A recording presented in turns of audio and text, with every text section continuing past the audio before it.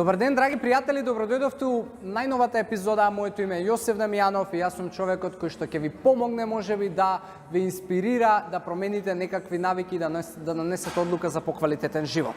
Она што ќе го зборуваме во денешнава тема е инспирација за течностите и односно она што ми е идејата да ви го пренесам и да го разберете се можеби калориите кои што доаѓаат во течна агрегатна состојба, односно ќе зборуваме за течни калории. Во принцип, многу од луѓето кои што ќе ги прашаме дали пијат вода, најчесто одговорот кој што следи после тоа е да пијам течности. И најчесто под течности подразбираат и пиење на вода, и пиење на јогурт, и пиење на супа, и протеински шејкови, и можеби пиење на сокови, алкохоли и така натаму. Тоа значи дека имаат огромна заблуда и живеат во мит. Или, во превод, течните калории се една многу интересна тема која што и како може да влие на вкупните калории кои што ги внесуваме во текот на денот. Многу од нас поради неправилните распореди на оброците и поради скоковите и падовите на шекерот во крвта кои што придонесуваат потреба за можеби брза енергија, кои што придонесуваат за падови на концентрација и за приспивање и така натаму во текот на денот, знаеме да ги подкрепиме и да ги подпомогнеме, односно да се вратиме во живот со течните калории. И најмногу давам акцент на течните калории кои што се тотално неквалитетни, а тоа секој од нас знае дека се соковите.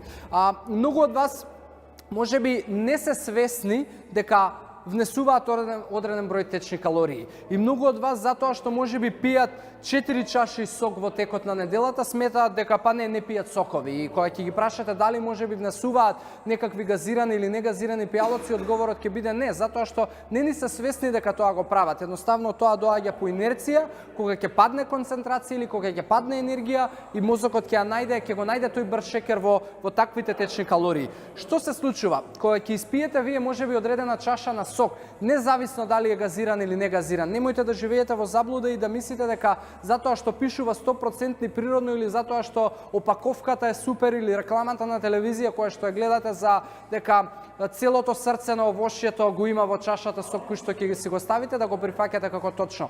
Тотално е неточно. Она што соковите изобилуваат се прва работа многу шекер и втора работа многу хемија, односно емулгатори, адитиви, ароми, бои, она што се додава за да се постигне ефектот дека вие можеби пиете сок од портокал или било каков друг сок.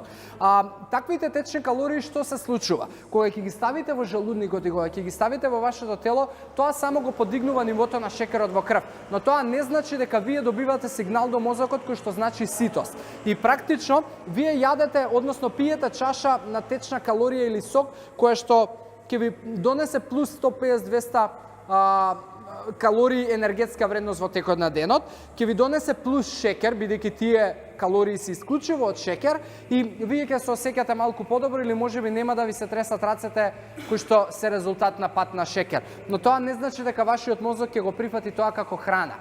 Најчесто, после 15 до 30 минути, повторно телото ќе има потреба од калории кои што доаѓаат во цврста храна. И тие цврсти калории и таа храна ќе биде нешто што е џанки, односно ќе бидат калории кои што се празни и ќе бидат калории кои што доаѓаат од повторно нешто добро спакувано и добро маркетиншки прикажано на телевизија, за да ние го прифатиме и да внесеме нова тура на шекери. И практично течните шекери и течните калории се бројат како енергетска и калориска вредност, се бројат во вкупниот калориски внес кој што го имаат на секојдневно ниво, но не се бројат како цврста храна и тоа значи дека повторно нешто ќе внесете. Овде не ги вклучуваме јогурт, овде не вклучуваме супи, овде не вклучуваме протеински шејкови кои што знаат да изобилуваат со нутритивна вредност.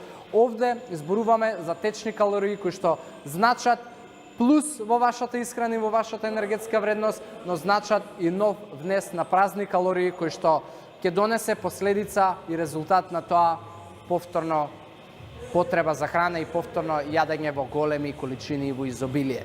Така да размислете какви вие течни калории внесувате и можеби потрудете се да водите некаков дневник во кој што ќе бидете свесни и ќе запишувате, ќе си го гледате вашиот ден, што можеби правите, а го размислувате како не, јас не го правам. Така да, дечки и пријатели, ви оставам во добри и квалитетни животни навики. Фала што не следите и се гледаме во следната епизода. Пријатно!